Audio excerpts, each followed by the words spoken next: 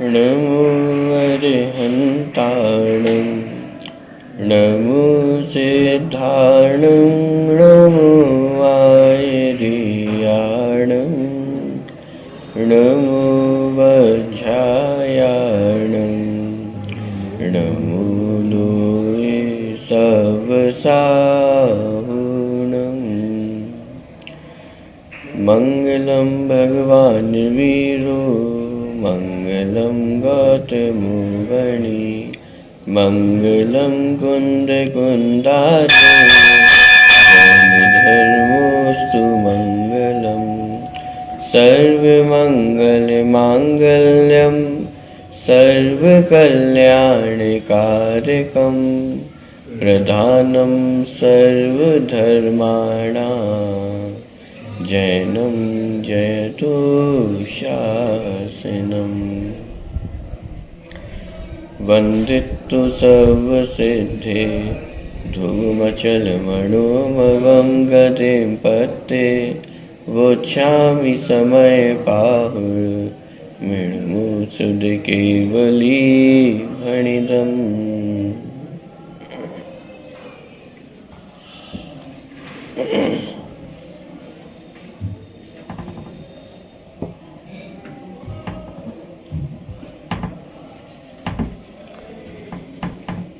नौवीं 10वीं गाथा की चर्चा अपनी चल रही थी।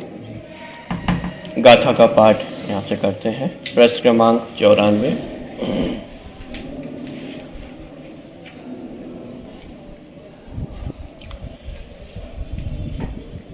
जो हि सुदेन हि गच्छति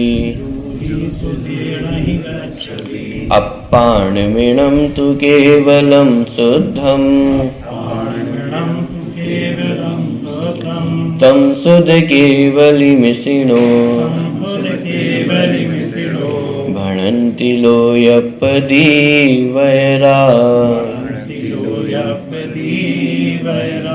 जो सुदृढानं सर्वं जानति सुधकेवलिं तमाहुजेना प्राणम् अप्पा सर्वं जम्हा सुधकेवली तम्हा। श्रुति ज्ञान से जो जानते हैं श्रुति केवल आत्मा श्रुति केवली उनको कहे ऋषिगण प्रकाशक लोक है। जो कार्य श्रुति को जानते उनको कहे श्रुति केवली सब ज्ञान ही है आत्मा बस इसलिए श्रुति केवली। 8वीं गाथा में जो चर्चा ली गई थी कि मिलेच्छ को मिलेच्छ भाषा में ही समझाया जाता है, स्वयं मिलेच्छ होना उचित नहीं है।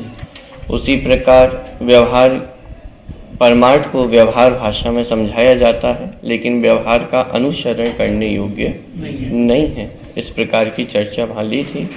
उसी का विस्तार करते हुए 9वीं 10वीं गाथा में उदाहरण के रूप में श्रुत केवली का उदाहरण प्रस्तुत किया। जो आत्मा को जानते हैं वे निश्चय श्रुत केवली, जो समस्त सर्वश्रुत ज्ञान को जानते हैं वे व्यवहार श्रुत केवली हैं। जो समस्त सर्वश्रुत ज्ञान है वो भी चूंकि आत्मा ही है, अनात्मा नहीं है, इसीलिए व्यवहार से जो परिभाषा बनाई थी उसमें भी श्रुत केवली आत्मा को जानते हैं, यह बात प्रसिद्ध होती है। तो इस प्रकार जो व्यवहार नय है वह निश्चय नय का ही प्रतिपादक है, यह बात यहाँ पे स्थापित हुई। और यह भी स्थापित हुआ कि व्यवहार नय भी अपने आप को आकर के प्रयोजनवश स्थापित करता है। इस तरह की चर्चा 9वीं और 10वीं गाथा में ली गई थी। अंतिम कुछ चर्चा का जो अपन ने जल्दी जल्दी देखा था उसको आज अपन पढ़ते हैं और फिर अगली गाथा की ओर आगे बढ़ेंगे। प्रश्न क्रमांक 103 पे स्वामी जी के जो विचार हैं उनको भी द्रष्टव्य है, वो यहाँ से पढ़ रहा हूँ। प्रश्न क्रमांक 103 पे सबसे अंतिम पंक्ति। जो जीव ज्ञान की पर्याय में क्षयो द्रव्य उनके गुण पर्याय सभी ज्ञों को जानते हैं उन्हें व्यवहार श्रुत केवली कहते हैं। क्या जो जीव ज्ञान की पर्याय में छयो द्रव्य उनके गुण पर्याय सभी ज्ञों को जानते हैं उन्हें व्यवहार श्रुत केवली कहते हैं। यहाँ पे जो परिभाषा दी गई है ये माने श्रुत ज्ञान के आधार से, माने द्वादशांग के माध्यम से सर्व द्रव्य गुण पर्याय को जानते हैं, प्रत्यक्ष द्रव्य गुण पर्यायों को नहीं जानते जैसे केवली भगवान जानते हैं। हाँ, लेकिन आगम के माध्यम से, जैसे हम और आपने भी पढ़ा कि कितने द्रव्य होते हैं, 6 द्रव्य होते हैं, तो हमने भी विश्व के 6 द्रव्यों को माने अनंत द्रव्यों को जाना कि नहीं जाना। यानी इस प्रकार से श्रुत ज्ञान के माध्यम से समस्त द्रव्य गुण और पर्यायों को जानते हैं, उन्हें व्यवहार श्रुत केवली कहते हैं। आत्मा को जाने यह बात यहाँ नहीं ली है, यह तो पहले निश्चय श्रुत केवली में आ गई। यहाँ तो एक समय की ज्ञान की पर्याय जिसमें सर्व श्रुत ज्ञान यानी 12 अंग और 14 पूर्व का ज्ञान होता है उसे जिनदेव व्यवहार श्रुत केवली कहते हैं। ठीक है, जहाँ निश्चय नए बात करेगा वहाँ व्यवहार की बात गौण हो जाएगी, जहाँ व्यवहार नए बात करेगा वहाँ निश्चय नए की बात गौण हो जाएगी। लेकिन जो श्रुत केवली है वे आत्मज्ञानी भी हैं और द्वादशांग के पाठी भी हैं। ऐसा नहीं होगा कि आत्मज्ञान तो हो और द्वादशांग के पाठी ना हो, ऐसा भी नहीं होगा कि द्वादशांग के पाठी तो हो और आत्मज्ञानी ना हो। निश्चय और व्यवहार नए के कथन अलग अलग होते हैं, लेकिन एक ही व्यक्ति पर और एक ही समय में लागू होने वाले ये दोनों नए हैं। जिस ज्ञान की पर्याय में 12 अंग जाने जाते हैं, द्रव्य गुण पर्याय जाने जाते हैं, सभी पर जाना जाता है, वह ज्ञान ज्ञेय रूप नहीं है किंतु आत्म रूप अर्थात ज्ञान रूप ही है। यानी जिस ज्ञान की पर्याय में द्वादशांग का ज्ञान झलक रहा है उसी ज्ञान की पर्याय को यहाँ पे क्या कहा जा रहा है कि वह ज्ञान की पर्याय तो ज्ञान रूप ही है, वह ज्ञेय रूप परिणमित नहीं होती है। यह ज्ञान अनात्म रूप ज्ञेयों का नहीं बल्कि आत्मा का ही है। इससे अन्य पक्ष का अभाव होने से ज्ञान आत्मा ही है यह बात सिद्ध होती है। प्रश्न खड़ा किया था कि जो सर्वश्रुत ज्ञान है, जो द्वादशांग का ज्ञान है, वह आत्मा का ज्ञान है कि अनात्मा का ज्ञान है, माने उसका कर्ता कौन है? तो आत्मा करता है या अनात्मा करता है? कि आत्मा ही करता है। तो उसको जहाँ कर्ता कर्म संबंध वास्तव में आगे कर्ता कर्म संबंध जब अधिकार आएगा वहाँ पे चर्चा ली जाएगी कर्ता कर्म संबंध किस में होता है। तो जहाँ तादात्म्य संबंध होता है वहीं कर्ता कर्म संबंध होता है। तो आत्मा को ज्ञान का कर्ता कहने का तात्पर्य ये है आत्मा ही ज्ञान है, ज्ञान ही आत्मा है, बल्कि आत्मा का ही है। इससे अन्य पक्ष का अभाव होने से ज्ञान आत्मा ही है यह बात सिद्ध होती है। ज्ञान की पर्याय वह आत्मा, यह व्यवहार है और यह व्यवहार परमार्थ आत्मा को बताता है। क्योंकि जब भेद करके कथन किया जाएगा, जैसे 7वीं गाथा में भेद किया था कि ज्ञान किसका है, माने आत्मा में क्या क्या पाया जाता है, तो ज्ञान दर्शन चारित्र ये आत्मा में पाए जाते हैं। तो ये जो भेद करके कथन किया जा रहा है इसे भी व्यवहार नए के खाते में डाला था।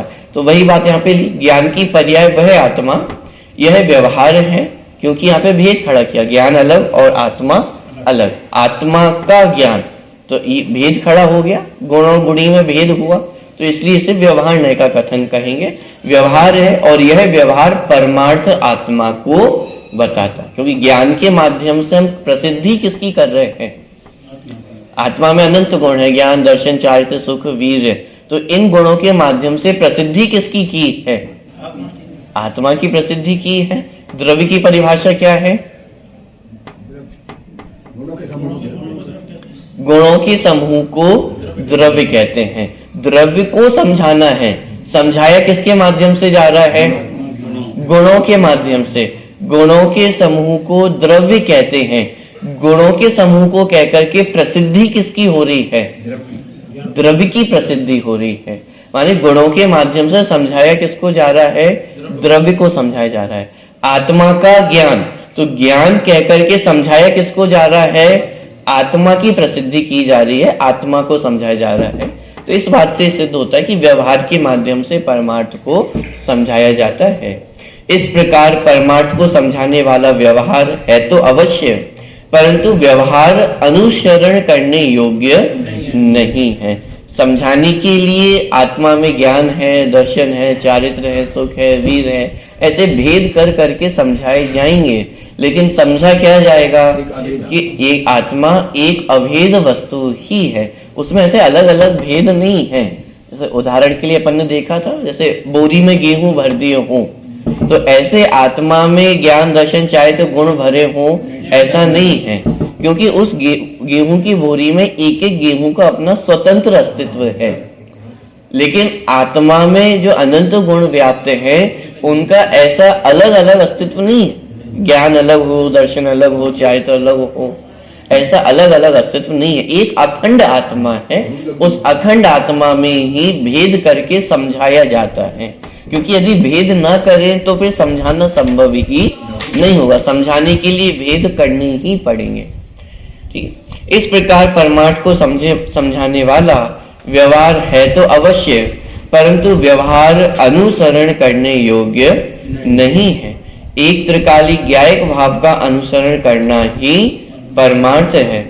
ऐसा जानकर व्यवहार का आश्रय छोड़कर एक परमार्थ का ही अनुभव करो। अगली गाथा वो आने ही वाली है, इसलिए मैं अभी इसका ज्यादा विस्तार नहीं कर रहा हूं। उक्त संपूर्ण अनुशीलन का निष्कर्ष यह है कि यद्यपि व्यवहार परमार्थ का प्रतिपादक होने से अपने को दृढ़ता पूर्वक स्थापित करता है, तथापि वह अनुसरण करने योग्य नहीं है। क्या कह रहे हैं कि यद्यपि व्यवहार में अपने आप को स्थापित करता है। क्यों स्थापित करता है? क्योंकि व्यवहार के बिना परमार्थ को समझाना संभव नहीं है। तो व्यवहार ने निश्चय नय के प्रतिपादक पने के रूप में अपने आप को स्थापित करता है, लेकिन व्यवहार नय का अनुसरण करना उचित नहीं है। अब क्यों उचित नहीं है उसका वर्णन 11वीं गाथा में आने वाला है, इसलिए अभी इसका ज्यादा मैं विस्तार नहीं कर रहा हूं। चल, इस गाथा के संदर्भ में 9वीं 10वीं गाथा के संदर्भ में यदि कोई प्रश्न हो तो वो आप पूछ सकते हैं, नहीं तो फिर 11वीं गाथा की ओर अपन आगे बढ़ रहे हैं। कोई प्रश्न नहीं? चल 11वीं गाथा की ओर आगे बढ़ते हैं। उत्थानी का एक बार यहां से पढ़ रहा हूं। 10वीं और 11वीं गाथा के बीच में आचार्य जयसेन की तात्पर्य वृत्ति नामक संस्कृत टीका में 2 गाथाएं उपलब्ध होती हैं, जो आचार्य अमृतचंद्र की आत्मख्याति नामक संस्कृत टीका में नहीं है। जब आचार्य अमृतचंद्र और आचार्य जयसेन आचार्य की जब टीका हम देखते हैं तो उनमें जो गाथाओं की संख्या है उनमें अंतर पाया जाता है। अमृतचंद्र आचार्य के जो समय सार है, माने उनकी टीका के अंतर्गत जितनी गाथाएं ली गई हैं वो 415 गाथाएं हैं। बाकी जयसेन आचार्य में जो गाथाओं की संख्या वो कुछ अधिक पाई जाती है। तो ऐसे ही इन 2 गाथाओं के बीच में, माने 9वीं 10वीं और 11वीं गाथा के बीच में 2 गाथाएं और जयसेन आचार्य ग्रंथ जो कृत टीका है उसके अंतर्गत पाई जाती हैं। उनमें पहली गाथा रत्नत्रय की भावना की गाथा है, जो 16वीं गाथा के समान ही है। जिस प्रकार का भाव इस गाथा में है, ठीक उसी प्रकार का भाव 16वीं गाथा में भी पाया जाता है। दूसरी गाथा में रत्नत्रय की भावना का फल बताया गया है। उक्त दोनों गाथाओं पर आचार्य अमृतचंद्र की टीका तो है ही नहीं, आचार्य जयसेन की टीका में भी विशेष कुछ नहीं है, मात्र गाथा का सामान्य अर्थ कर दिया गया है। वे दोनों गाथाएं मूलतः इस प्रकार हैं। एक बार गाथा का पाठ और उसका एक सामान्य अर्थ अपन देख लेते हैं। राणम्मि भावना खलु कादवादंसणे चरितेय ते पुण्यतीर्ण वियादा तम्हा गुण भावनम् आदे जो वाद भावनमिणम् ऋच्युवजुत्तो मुनि समाचरति सो सर्व दुःख मोक्षम् पावदीयचिरेण कालेण। देखिए क्या अर्थ है इन गाथाओं का। ज्ञान में, दर्शन में एवं चारित्र में भावना करना चाहिए, किंतु ये तीनों आत्मा ही हैं, अतः आत्मा की ही भावना करनी चाहिए।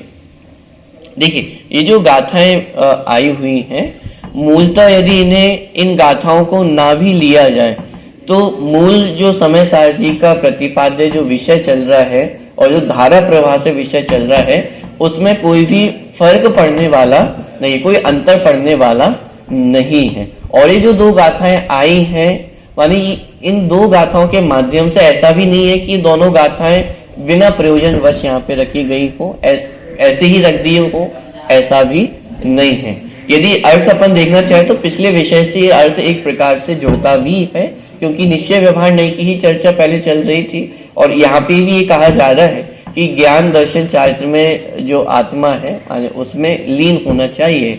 लेकिन ये भी कहा जा रहा है कि ज्ञान दर्शन और चारित्र वास्तव में आत्मा ही है। तो ज्ञान दर्शन चारित्र में स्थित हो अथवा आत्मा में स्थित हो, ये एक ही बात है। तो इस माध्यम से व्यवहार नय निश्चय नय का प्रतिपादक है, ये बात इन दो गाथाओं से भी प्रसिद्ध होती है।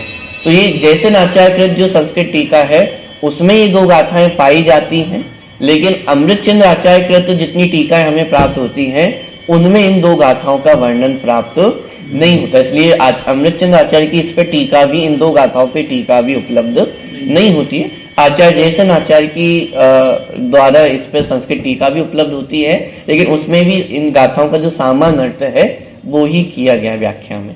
ठीक है, तो पहली गाथा का अर्थ ज्ञान में, दर्शन में एवं चारित्र में भावना करना चाहिए, किंतु ये तीनों आत्मा ही हैं, अतः आत्मा की ही भावना करनी चाहिए।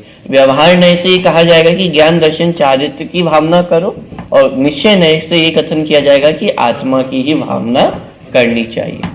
जो मुनि तत्परता के साथ इस आत्म भावना को करता है वह संपूर्ण दुखों से थोड़े ही काल में मुक्त हो जाता है। क्या?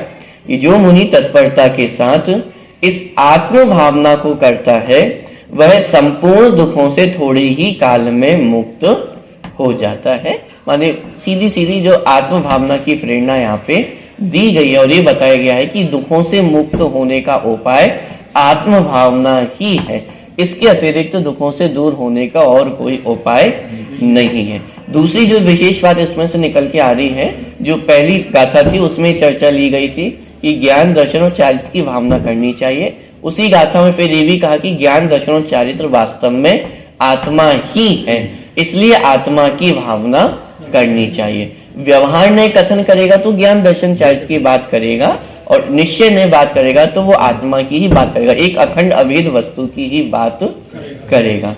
ठीक है, उक्त दोनों गाथाओं में कोई नई विषय वस्तु तो है ही नहीं, इनके नहीं होने पर भी विषय वस्तु के क्रम में कोई व्यवधान नहीं आता, अपितु इनके बिना ही क्रमिक विकास सही बैठता है, जैसा कि आगामी गाथा की उत्थानिका से स्पष्ट है। ठीक है, अब यहाँ पे जो 11वीं गाथा है उसकी चर्चा प्रारंभ होने जा रही है।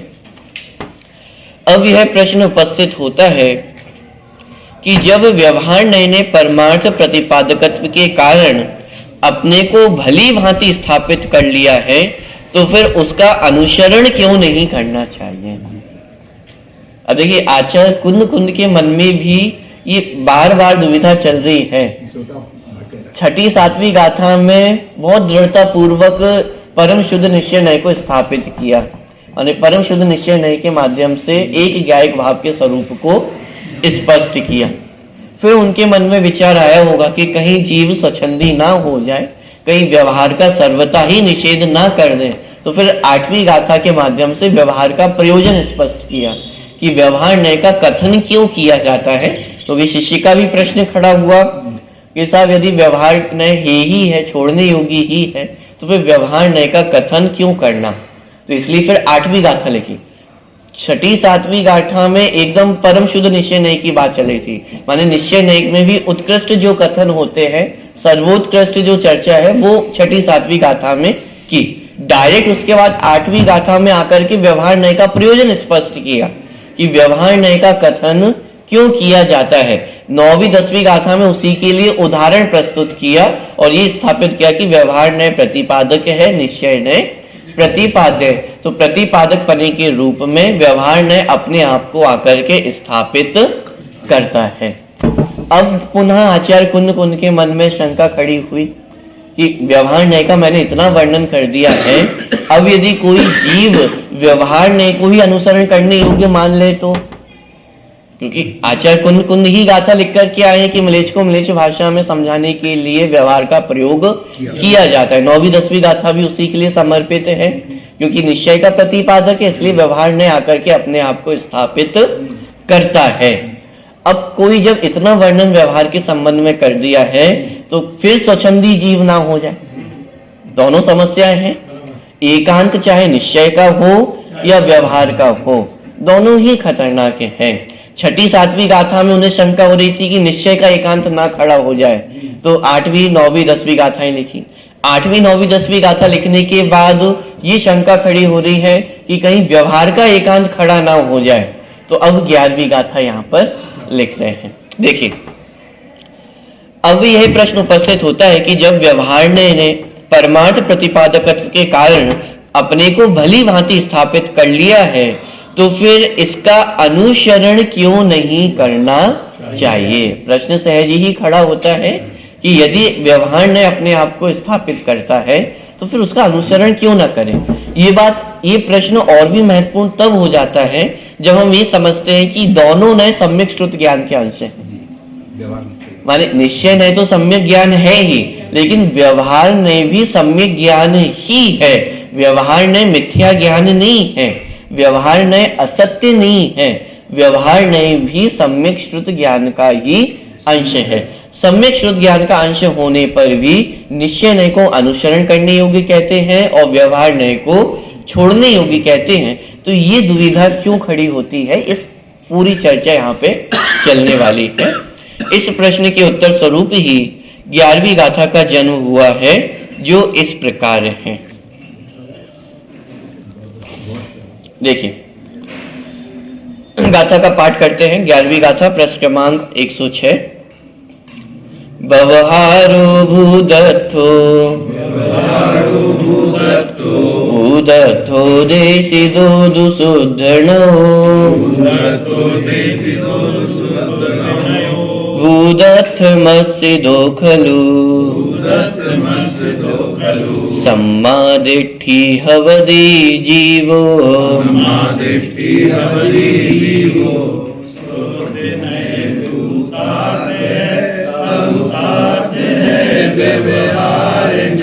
भूतार्थ की शरण गए आत्मा सम्यक लहे।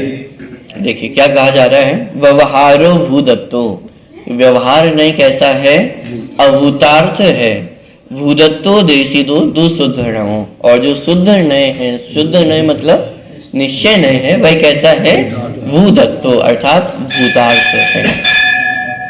जब आप ये गाथा का अर्थ पढ़ेंगे, एक बार अपन पढ़ ही लेते हैं। देखिए नीचे, व्यवहार नय अभूतार्थ है और शुद्ध नय भूतार्थ है, ऐसा कहा गया है। जब अर्थ पढ़ रहे हैं तो वहां पे लिखा व्यवहार नय अभूतार्थ है। जब ऊपर जाकर के आप मूल गाथा देखेंगे, वहां पे आप शब्द पढ़े, क्या लिखा है, व्यवहार हो भूदत्तो। वहां तो व्यवहार नय भी भूतार्थ ऐसा लिखा हुआ है, और जब गाथा का अर्थ किया जा रहा है तो क्या अर्थ किया जा रहा है कि व्यवहार अभूतार्थ है। तो कहाँ गड़बड़ी हुई है, कहाँ तक भूतार्थ और कहाँ है? कि गड़बड़ी कहीं नहीं हुई है। ये व्याकरण के नियम है कि जैसे आपने जब संस्कृत के आप श्लोक पढ़ते हैं तो कभी कभी आपने बीच में अवग्रह लगा हुआ देखा होगा, एस का साइन बना रहता है। एस का मतलब क्या होता है कि वहां पे जो आ है उसका लोप हो गया, माने उसको लिखा नहीं गया है, लेकिन वहां समझना कि वहां आ उपस्थित है। ऐसे ही प्राकृत में ऐसा अवग्रह बनाने का नियम नहीं है, लेकिन यहाँ पर भी वो आ का लोप हुआ है। ये व्याकरणगत व्यवस्था है।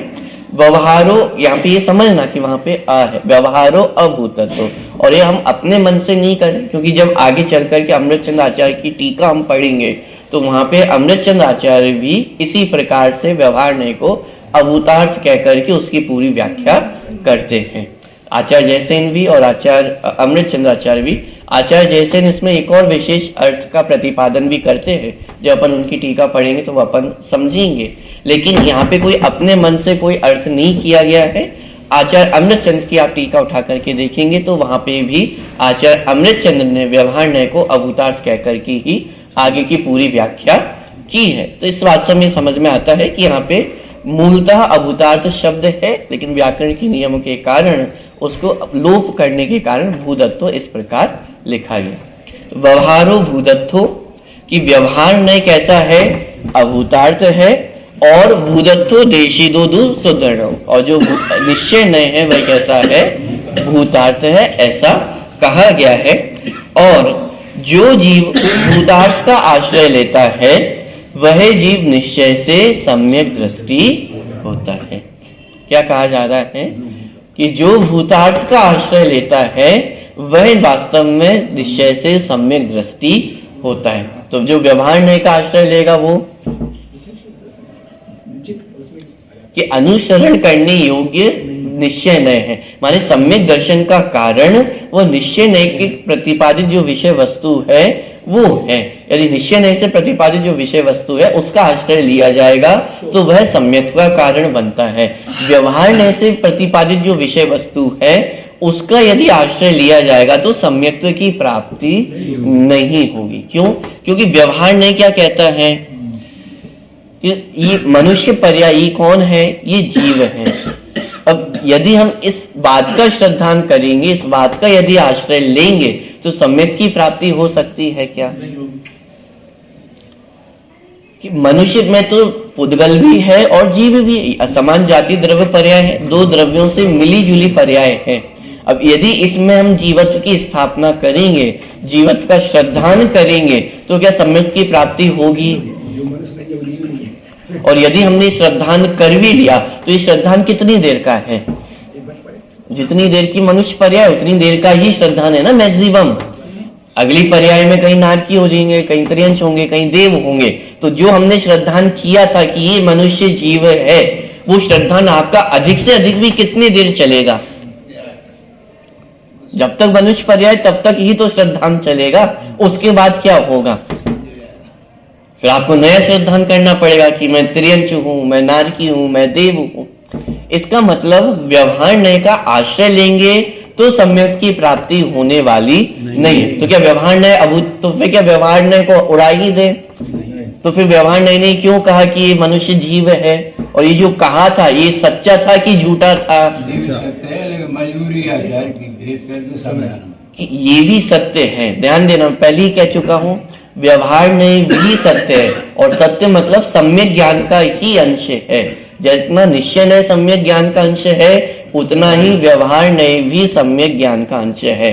परसेंट में कोई अंतर नहीं है सम्यक पने के, लेकिन हर नय अपनी परिस्थिति वश कथन करता है। क्योंकि हमारा वर्तमान में प्रयोजन क्या है? सम्यक दर्शन की प्राप्ति करना, मोक्ष मार्ग को प्राप्त करना, सिद्धत्व की प्राप्ति करना, ये हमारा प्रयोजन है। इस प्रयोजन की पूर्ति करने के लिए निश्चय नय आश्रय करने योग्य है और व्यवहार नय छोड़ने योग्य है। ध्यान देना, जहां निश्चय नय आश्रय करने योग्य और व्यवहार नय छोड़ने योग्य कहा जाता है वह परिस्थिति वश कथन है, प्रयोजन वश कथन है। मोक्ष मार्ग के प्रसंग में निश्चय नय आश्रय करने योग्य है और व्यवहार नय छोड़ने योग्य है। अब यदि मैं उल्टा कर दूं, लौकिक व्यवहार का पालन करने के लिए व्यवहार नय अंगीकार करने योग्य है और निश्चय नय छोड़ने योग्य है। अब जैसे ही मैं ये कथन करूंगा आप एकदम घबरा जाएंगे, ये सब निश्चय नय छोड़ने योग्य है। अरे भाई, यदि निश्चय नय को नहीं छोड़ेंगे, निश्चय नय का आश्रय नहीं छोड़ेंगे तो व्यवहार सधेगा ही नहीं। आप दूसरे व्यक्ति को कैसे पुकारोगे? नाम लेकर के ही तो पुकारोगे। लेकिन ये जो कुछ भी नाम की व्यवस्था है वो मेरा नाम है या असमान जाति द्रव्य पर्याय का नाम है? तो निश्चय नहीं से तो आप किसी का नाम ले ही नहीं सकते हो। सब जीव है, जीव के अतिरिक्त यहाँ और कोई भी नहीं है। अब आप कैसे बगल वाले व्यक्ति को बुलाओगे? कि वहां तो व्यवहार नय का आश्रय ही लेना पड़ेगा और निश्चय नय का आश्रय छोड़ना पड़ेगा। यदि हाँ, जैसे यहाँ पे हम व्यवहार नय को छोड़ना कहते हैं तो छोड़ने का अर्थ है गौण करना। उसी प्रकार जब यहाँ कहा जा रहा है कि निश्चय नय को छोड़ना, निश्चय नय को छोड़ना मतलब उसको गौण करना। क्यों? क्योंकि सत्ता में तो माने जो मूल वस्तु स्वरूप है वो तो हटा नहीं है, जीव तो जीव ही रहेगा। हम जीव के भले ही पुद्गल नाम रख दें, ऐसा सामान्य लौकिक में अच्छा खासा व्यक्ति उसे भी गधा कह दिया जाता है, पागल कह दिया जाता है, तो क्या गरीबदास कह दिया जाता है, नाम ऐसे रखे जाते हैं। तो ये कहने मात्र से उसका स्वरूप बदल जाएगा? स्वरूप नहीं बदलता है। ऐसे ही जीव तो जीव ही रहेगा। भले इस असमान जाति द्रव्य पर्याय को भी हम जीव कहें तो भी उसमें जीव तो जो निज आत्म तत्व है वही जीव है और शरीर पुद्गल द्रव्य है। तो ऐसा नहीं कि निषेध कर दिया तो मतलब वो खत्म हो गया। निश्चय नय को गौण किया, व्यवहार नय को मुख्य किया, क्योंकि यहाँ हमारा प्रयोजन क्या है? लौकिक व्यवहार को साधना। अब जब पारमार्थिक मार्ग को साधने की बात आएगी, जब मोक्ष मार्ग की बात आएगी, तो वहां पे निश्चय साधने योग्य हो जाएगा, आश्रय करने योग्य हो जाएगा और व्यवहार नय छोड़ने योग्य हो जाएगा। पॉइंट पकड़ में आ रहा है? क्यों व्यवहार को छोड़ने की और निश्चय नय को आश्रय करने की बात कही जाती है? ये प्रसंगवश प्रयोजनवश कथन है, क्योंकि हमारा प्रयोजन मोक्ष मार्ग का है। मोक्ष मार्ग में व्यवहार नय के कथनों का आश्रय लेंगे तो मोक्ष मार्ग में आगे नहीं बढ़ सकेंगे, क्योंकि व्यवहार नय तो शुभ भाव शुभ क्रिया को भी धर्म कहेगा। लेकिन वहां पे प्रयोजन समझना पड़ेगा कि चूंकि शुभ भाव शुभ क्रिया वास्तविक सम्यक्त्व के साथ पाए जाते हैं, इसलिए उन्हें भी धर्म की संज्ञा दी गई है। लेकिन कोई शुभ भाव शुभ क्रिया में अटक के सम्यक्त्व को भूल जाए तो काम होने वाला नहीं। छेडाला में भी लिखा कि करोड़ों बार हमने मुनिव्रत धार किए, मुनिव्रत धार अनंत बार। तो माने मुनिव्रत संबंधी जो शुभ भाव थे वो तो अनंत बार प्राप्त किए हैं, अनंत बार मुनि दशा धारण किए। और मुनि दशा का मतलब ऐसा नहीं कि अतिचार सहित हो या एक आध दो मूल गुण भंग भी हो रहे हो, ऐसा नहीं। निरतिचार पालन किया, 28 मूल गुणों का भी अनंत बार पालन किया, लेकिन सम्यक की प्राप्ति नहीं हुई, इसीलिए 9वें ज्ञेयवत तक भी चले गया, लेकिन सिद्धत्व की प्राप्ति नहीं हुई। तो शुभ भाव उपाधि है कि हे है? कि जब तक शुद्ध अवस्था को हम प्राप्त नहीं होते हैं और अशुद्ध अवस्था में ना पहुंचे, इसलिए उतना शुद्ध शुभ भावों को उपाधि कहा गया। लेकिन कोई उन्हें सर्वथा उपाधि मान ले, उन्हें ही मोक्ष का कारण मान ले, तो फिर निश्चय नय आकर के उसका निषेध भी करेगा कि वास्तविक मोक्ष मार्ग तो सम्यक दर्शन ज्ञान चारित्र है। जैसा कि तत्वाद सूत्र का पहला सूत्र अपन ने पढ़ा ही था, सम्यक दर्शन ज्ञान चारित्राणि मोक्ष मार्ग। वास्तविक मोक्ष मार्ग तो सम्यक दर्शन ज्ञान चारित्र है।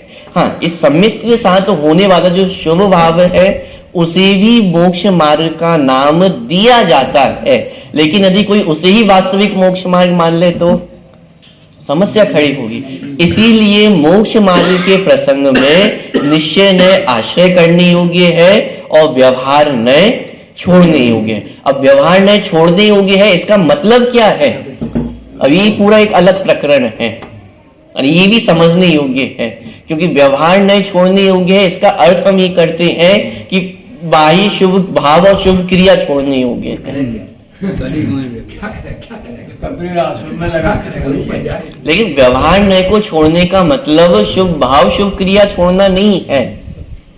व्यवहार नय को छोड़ने का तात्पर्य क्या है वो भी समझने योग्य, उसकी चर्चा अपन आगे करेंगे। लेकिन अभी स्टार्टिंग में मात्र आप इतना समझ लें, जहां निश्चय नय को अंगीकार करने की और व्यवहार नय को छोड़ने की बात की जाती है, तो व्यवहार को छोड़ने का मतलब शुभ भाव और शुभ क्रिया को छोड़ना, ये व्यवहार को छोड़ने का अर्थ नहीं है।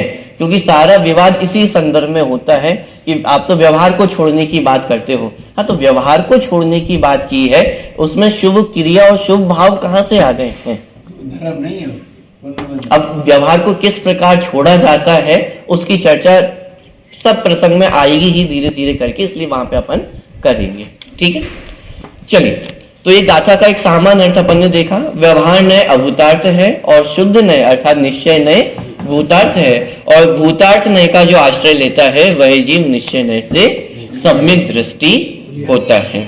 ठीक है, ये पूरे गाथा का अपन ने एक सार देखा है कि मूल बात यहाँ पे ये कही जा रही है कि व्यवहार नय अभूतार्थ है, निश्चय नय भूतार्थ है, और जो भूतार्थ का आश्रय लेता है वही वास्तव में निश्चय से सम्यक दृष्टि होता है। तो इसका मतलब ये भी निकला कि जो अभूतार्थ का आश्रय लेता है, मतलब व्यवहार नय का आश्रय लेता है, वह सम्यक दृष्टि नहीं हो सकता है। ये इसका फलितार्थ यहाँ से निकलता है। देखिए, उक्त गाथा का भाव स्पष्ट करते हुए आचार्य अमृतचंद्र आत्मख्याति में लिखते हैं, सभी व्यवहार नय अभूतार्थ होने से अभूत अर्थात अविद्यमान असत्य अर्थ को प्रकट करते हैं। क्या कहा? ये सभी व्यवहार नय अभूतार्थ होने से अभूत अर्थ को प्रकट करते हैं। एक शुद्ध नय ही भूतार्थ होने से भूत अर्थात विद्यमान सत्य अर्थ को प्रकट करता है। अभी अपन इतनी चर्चा कर रहे हैं, लेकिन ये भूत और अभूत का क्या अर्थ है? ये भूतार्थ और अभूतार्थ क्या है?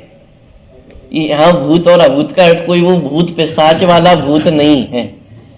यहाँ भूत और अभूत का अर्थ क्या है? संस्कृत में धातु होती है, भू धातु होती है।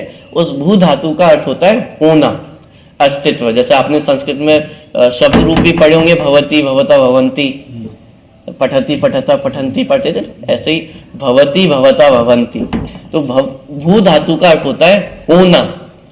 भू मतलब होना। तो निश्चय नय भूतार्थ है और व्यवहार नय अभूतार्थ है। कहने का तात्पर्य है कि निश्चय नय जो वस्तु जैसी है, भू मतलब होना, अर्थ मतलब वस्तु, जो वस्तु जैसी है उसका वैसा ही कथन करने वाला निश्चय नय होता है। और व्यवहार नय अभूत अर्थ का, अर्थ मतलब वस्तु, अभूत मतलब जो नहीं है, जो नहीं है उस वस्तु का प्रतिपादन भी व्यवहार नय करता है। तो अभूत अर्थ का प्रतिपादन करने के कारण व्यवहार नय अभूतार्थ है, और जो वस्तु है उसका कथन करने के कारण निश्चय नय भूतार्थ है। अर्थ समझ में आ रहा है? भूत मतलब होना, अस्तित्व होना, अर्थ मतलब वस्तु। तो जिस वस्तु का अस्तित्व है उसका वैसा कथन करता है, इसलिए निश्चय नय भूतार्थ है। व्यवहार नय जो वस्तु है तो नहीं लेकिन उसका कथन करता है, इसीलिए इसका व्यवहार नय को अभूतार्थ कहा गया है। उदाहरण के लिए जैसे ये असमान जाति द्रव्य पर्याय, ये जीव है या नहीं है?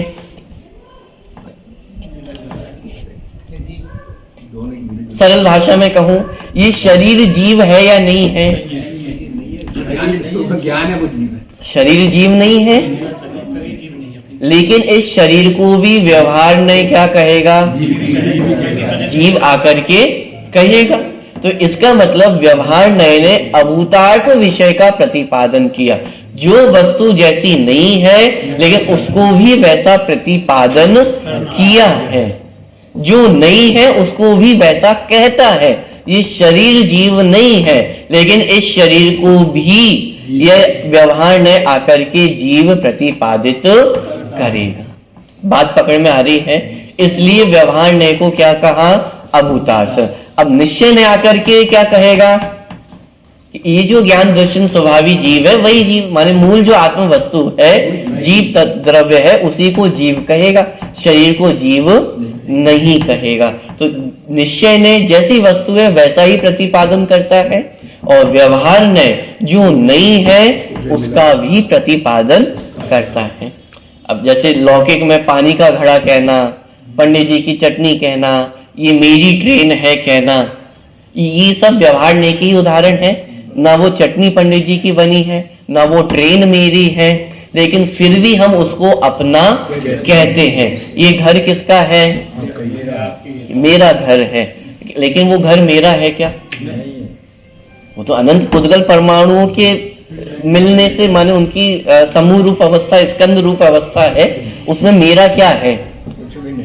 मेरा तो कुछ भी नहीं है। एक भी गुण जाकर के उसमें नहीं मिला, मेरा एक रंच मात्र भी अस्तित्व उस घर में नहीं है। फिर भी उस घर को किसका कहा जा रहा है? मेरा कहा जा रहा है। अभी जो मेरा कहा जा रहा है, इस बात की वास्तविक इस वस्तु व्यवस्था में कहीं कोई गुंजाइश नहीं है, सत्ता ही नहीं है। वो घर मेरा हुआ ही नहीं है। अब जो नहीं है उसकी भी सत्ता बताना, ये व्यवहार न्याय का कार्य है। पॉइंट पकड़ में आ रहा है? इसीलिए व्यवहार न्याय को कहा अभूतार्थ, कि जो नहीं है उसका भी प्रतिपादन व्यवहार न्याय करता है। जो नहीं है उसका प्रतिपादन करता है, लेकिन फिर भी असत्य नहीं है।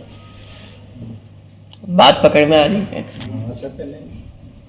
लोक व्यवहार चलाने के लिए अति आवश्यक। पानी का घड़ा कहना, पानी का जगत में कोई घड़ा नहीं होता है, लेकिन फिर भी पानी का घड़ा कहना सत्य है कि असत्य है?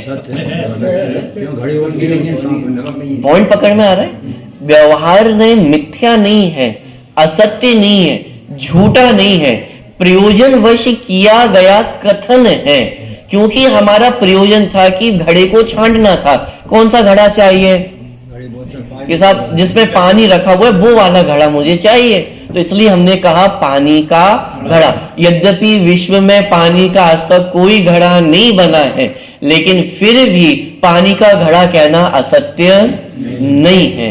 ऐसे ही तीन काल में आज तक ये शरीर कभी भी जीव हुआ नहीं है, लेकिन फिर भी चूंकि हमें जीव की पहचान करनी है, इस प्रयोजन से शरीर को भी जीव कहा जाता है, और ये कहना असत्य नहीं है। ऐसा ना कहा जाए तो चिंडे राख की तरह। बिल्कुल, मूल गाथा ही आई है, संदर्भ में चर्चा की गई है बहुत, कि यदि इस शरीर को हम जीव ना माने तो जैसे राख को मसलने पे कोई दोष नहीं है, ऐसे ही कोई कहेगा कि चींटी का शरीर ही तो मसला है, आत्मा को तो हमने छुआ भी नहीं है, तो क्या दोष है? तो इसलिए व्यवहार न्याय का अपना प्रयोजन है, और इसलिए वह झूठा नहीं है। एक बात, झूठा नहीं है, असत्य नहीं है, लेकिन फिर भी आश्रय करने योग्य नहीं है। क्यों? क्योंकि यदि व्यवहार न्याय का आश्रय करेंगे तो फिर हम सुखी नहीं हो पाएंगे। क्योंकि यदि हम व्यवहार न्याय से कहे हुए शरीर को ही जीव मान लेंगे, तो मूल जो जीव द्रव्य था वह तो अनभिज्ञ ही रह जाएगा।